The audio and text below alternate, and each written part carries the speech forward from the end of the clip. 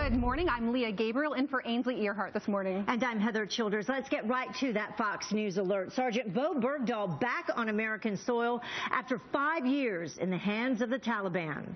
Molly Hennenberg live in Washington with the breaking details. Molly? Leah, Heather, good morning. A lot of questions about how and why Army Sergeant Bowe Bergdahl came into the hands of the Taliban in the first place, but we don't expect to get many answers today. He's back on U.S. soil at Brooke Army Medical Center in San Antonio, Texas, but at this point there are no plans for him to speak to the media today. A Pentagon spokesman says Bergdahl, quote, will continue the next phase of his reintegration process. There is no timeline for this process. Our focus remains on his health and well-being.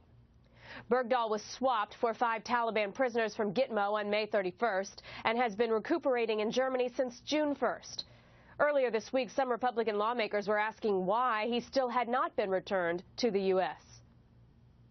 We have seriously wounded soldiers that are returned to the United States almost immediately after they are stabilized. You're trying to tell me that he's being held at Landstuhl, Germany because of his medical condition? I don't like the implication of the question. Answer it. He's being held there because our medical professionals don't believe he's ready until they believe he is ready to take the next step to rehabilitation.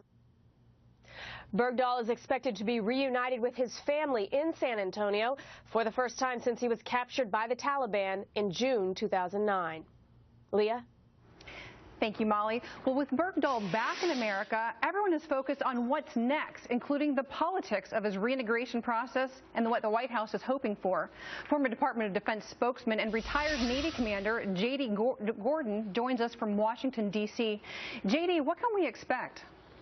Good morning, Leah. Well, I think if there's one person the White House could make disappear, it would be Bowe Bergdahl, because it's already been a great embarrassment for the White House. They've basically already put their arm around him. They've had his parents appear with President Obama in the Rose Garden, Bob and Jani. That was very embarrassing for the White House. So you had his dad speak in Pashto, talk about an Islamic prayer, talk about how his son is having trouble speaking English these days. Could you imagine? He grew up in Idaho for 23 and now he has a problem speaking English. So I think there's going to be a lot of pressure from the White House down through the Pentagon on the military to make sure he does not appear in public. So that means the doctors are probably going to try to say he's mentally unfit, so that way he doesn't get in the public eye, because it would be devastating for the White House if you had a video surface with him talking like John Walker Lind, who was the American Taliban captured in Afghanistan a couple months after 9/11.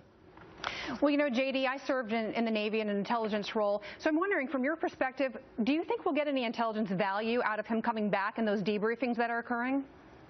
Probably not much. I know the military and the CIA will try to get everything they can about the Taliban and the Haqqani network to find out their tactics, techniques, and procedures, so they could try to do be a better prepared, that is, for any hostage rescues in the future. But I don't think the military is going to be very tough on him, frankly, because I think they just want him to, frankly, be locked up, be in a way that he doesn't have access to the press or even anybody with a handheld camera. I think they've got to be really concerned that someone could have a handheld camera record him speaking in broken English or in Pashto even, saying that America's disgusting, that he's ashamed to be American. The email that he sent to his parents a few days before he disappeared back in 2009, that would be devastating and embarrassing for the White House.